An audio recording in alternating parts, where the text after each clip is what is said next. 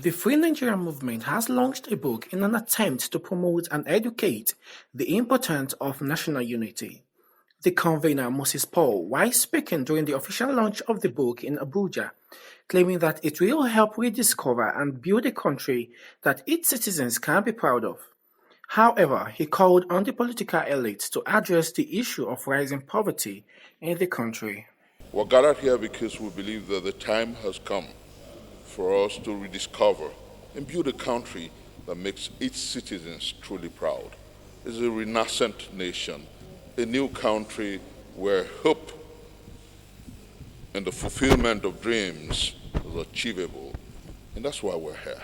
I believe that we can push the book beyond the political class to the emergent Nigerian class, which of course, when I say that, I mean the young people who were out there about 2 years ago during the EndSARS protestation, who, as it were, predominated the obedient government, and who continually and continuously have said that together we can bet a new day and a new deal. When you talk of a Nigerian dream, it's about the vision, the hopes, and ambition, and the aspiration of each and every person who lives within the territory of Nigeria.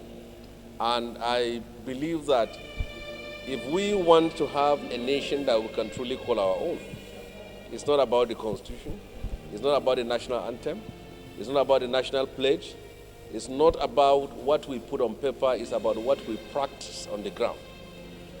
So, to our leaders, Nigeria can be a united nation, Nigeria can be a prosperous nation if you lead with the fear of God and with a determination and commitment to fulfill your pledges. The reform programs embarked upon by this administration are positives, but they have to be very careful in terms of the hardship and the suffering inflicted on the people.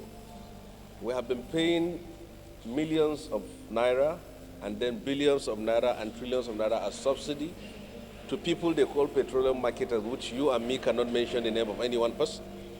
Who are these people? That has stopped. It's good. But it is reflecting on our food, on our tuition fees for our children, and in our hospital bills. So there must be a serious attempt to address the issue of poverty in this country with that aspect. The sacking of the service chief is very important. It's necessary. When people are appointed into office and they fail to perform, they should be sacked. Buhari has wasted Nigeria's time for 8 years. He has employed people, he has appointed people who failed, and he kept on extending their period in office. That's very wrong. He has accused all governments of corruption and pilferings. All the ills of Nigeria, he accused all the previous government. Here, his government has proven one of the worst in the history of Nigeria. So as far as I'm concerned, Tinubu has started very well with his reform programs. And what he has to be very careful is the fact that this can trigger. I feel very excited that today we have a documentation of the Nigerian dream as enshrined in our coat of arms, as enshrined in the national anthem, to bring to focus the things that really matter in our country, our integral connections in terms of our geography, our peace, our representation of the symbolism of strength, the things that really matter, the rising of our patriots, to be able to stand, and be who truly we are, the ingenuity of what Nigeria truly represents. So I'm very elated. I'm happy that we have a cross-representation of Christian, Muslim, different people from different political parties and all walks of life gracing the occasion, because that's who the Nigerian dream really is about. Any policy that impoverishes the masses is not a good policy, regardless of what it is. Governance and government is there for the masses. That's what it's about. I have said it on countless media houses that you don't even need to announce that you're removing subsidy. Put our refinery to work. Ensure that we have a raise of wage. Nigeria is the lowest in terms of wage receiving, is the lowest on the globe. And yet we are an oil-producing nation. there's everything wrong with it.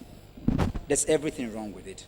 From housing policy to the fuel issue, Nigerians should be doing a lot better, because we have been gifted with every resources, human and natural. We shouldn't be in this space at all. We hear that the fuel pump price is about to go to 700. That is, I don't even know what to call it. The Free Nigeria movement is committed. We are going to come out in mass.